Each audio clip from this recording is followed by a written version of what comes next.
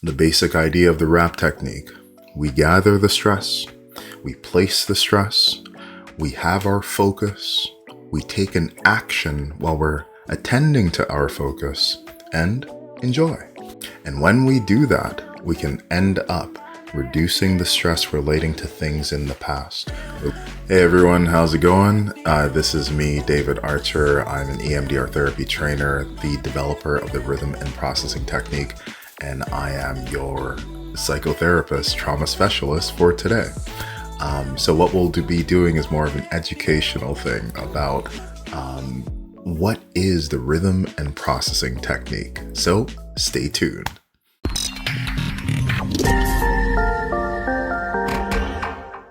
So the rhythm and processing technique is something that developed out of a need for helping people who have complex trauma, also people who had complex racial trauma, and just identity-based stresses to heal their traumatic experiences when other approaches had a bit more difficulty. So there are ways how trauma is sometimes going to be more of something that's like a felt sense, or there's ways that you don't have the right words to describe what it is that took place, or that the words don't do it justice. And I noticed that sometimes just speaking about the problem wasn't as efficient as being able to do things like EMDR therapy or being able to use somatic-based interventions. So, and I also noticed that in some approaches, there'd be a lot of fear or a lot of like stress relating to processing the trauma. So that's where rhythm and processing technique came in. So let me just explain the basic idea. Last week, I was meeting with one of my clients. This is a person who was going through some stresses because of their relationship with their mother. So what we needed to do then is we needed to think of, well, what's the memory or the specific event that's really at the root of causing this discomfort? She was talking about how anytime she thought of her mother, it would bring her back to this specific event.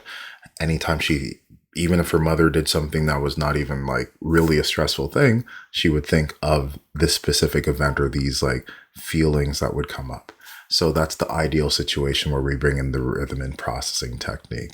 You can look at my other videos about predictive processing because this is what this thing is all about. So if it is that when we think of the mother, or if we think of a trigger that relates to the mother, we are feeling this level of stress.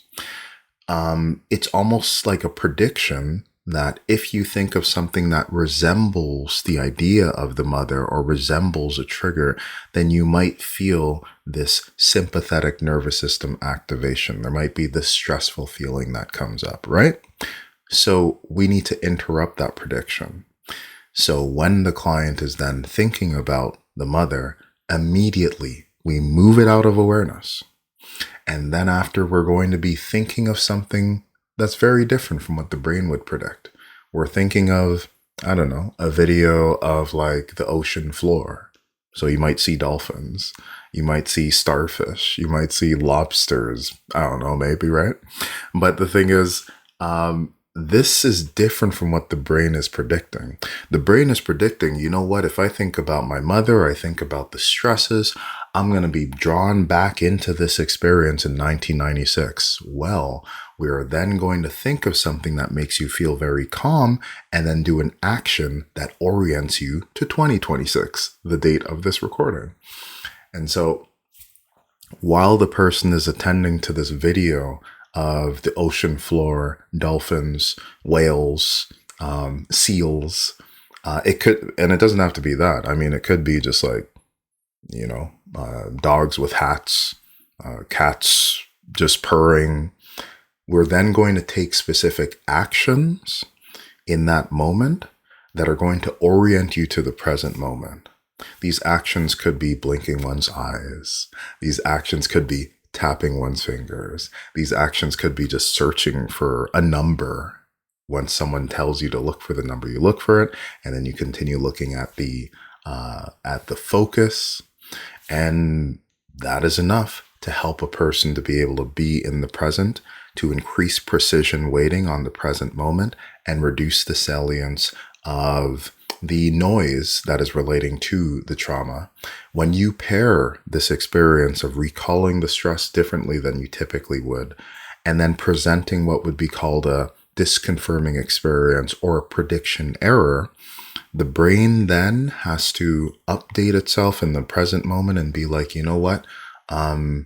Actually, the prediction needs to be updated. When I think about this memory, it doesn't need to be so scary because I'm actually in my therapist's office right now. I'm actually at home.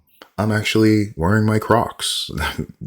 I'm like here right now. And back then there were no Crocs. My Crocs are upstairs.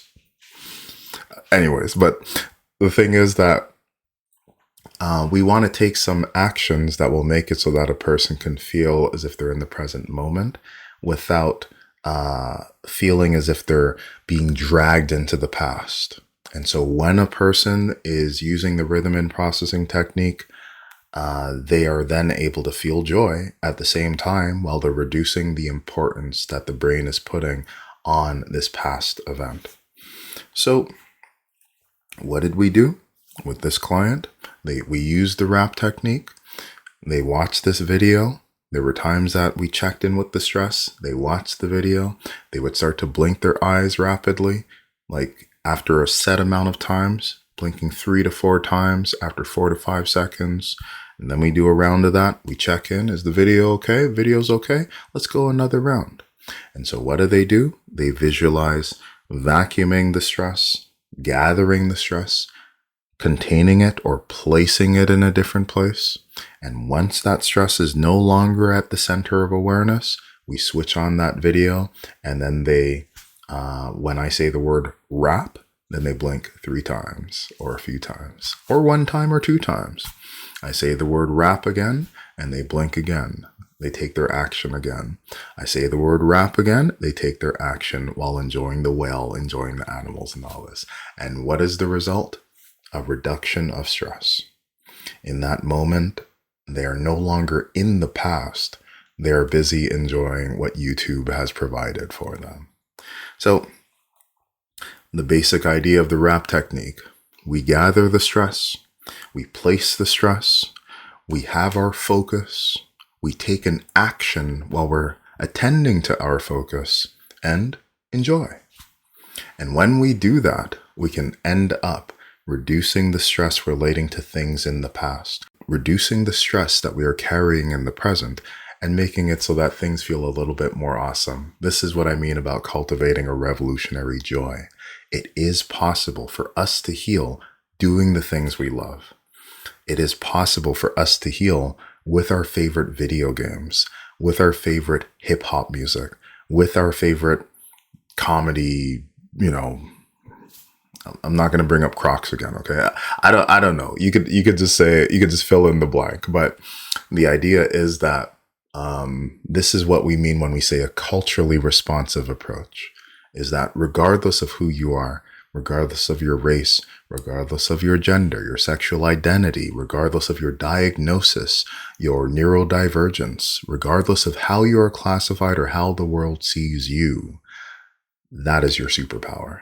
You can bring in what is important for your racial understanding, for your gender. You could bring in what's important for your social identity, for how the world sees you, but more important, how you see yourself. And that's the beautiful thing. So what did we do? We were able to make it so we used the wrap technique to heal this event from the past. When we use predictive processing and we have the proper disconfirmation, it leads to the reconsolidation of memories. So that problem will never bother the person again. We reconsolidate it so that the emotional intensity is gone. The symptoms associated with it is gone. When they think about it, it doesn't cause the same dysregulation.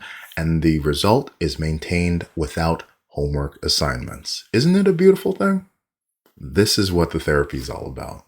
So the rhythm and processing technique can be used as a standalone, but it is also very powerful if you use it as an adjunct to your favorite therapy. Whether you're using it with EMDR therapy, whether you're using it with CBT, We want to find out ways of being able to bring up the problem, and we got to find out a way to do something about it while helping a person maintain their dignity, while helping a person bring in things that they love about themselves or love about their hobbies, love about their leisure. And what a beautiful way to do it. So, and it's also fun. As a therapist, I mean, I never thought that my job would be watching videos of beaches and waterfalls, and also helping people to heal from experiences that have bothered them for decades. So it's just for you to know. In the description, you'll see the link to my website if you want an outline of what it is that the RAP technique is. If you want to join the group, find out how you can do this, how you can practice this, come join the community. Let's make an international anti-racist community of practitioners, and also, and laugh. Let's also just make it that we could feel good about our jobs, that we can keep vicarious trauma at bay, and that we can help people to recognize their awesomeness. All right. So many blessings. Have a nice rest of your week, and stay tuned. There will be more videos. All right. Peace. Take care.